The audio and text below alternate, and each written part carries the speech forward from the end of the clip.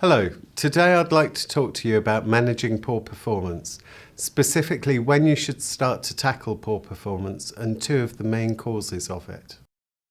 When should you tackle poor performance? It's much easier to start as soon as you notice something going wrong. I think an analogy of a car that has faulty steering can be quite useful for this. So if you imagine yourself in a car and you notice it starts veering off to one side, if you do it straight away, you can make a small change with the steering wheel and get the car back on the course you want it to go on. If you wait a while, which tends to be human nature, especially when dealing with other people, in the hopes that maybe they'll realise something is wrong and they'll do changes themselves. If you wait a while whilst driving, you'll end up further and further off course and you'll need to make a bigger and bigger correction at the end to get back to where you want to be. Whilst people aren't cars, and managing people is much harder than driving a car, the point still remains the same. You need to act swiftly.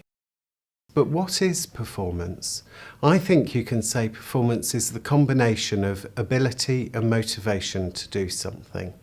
If somebody has the skills to do it and want to do it, then they will be able to perform.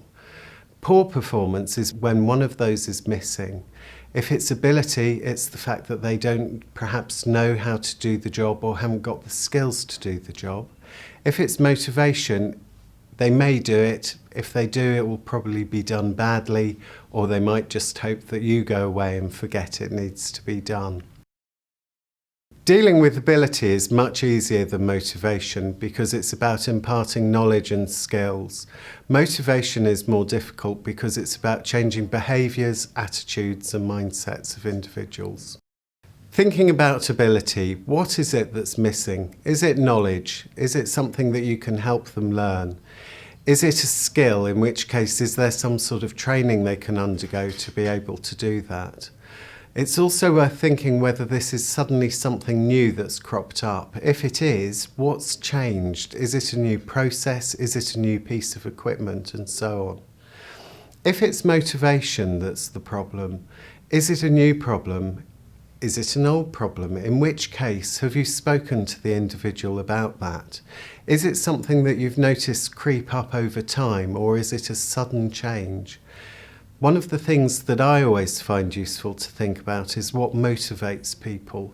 And whilst we haven't got time to cover that in depth today, one of the things that you should bear in mind is that what motivates you as an individual isn't going to be the same thing that motivates the people in your team.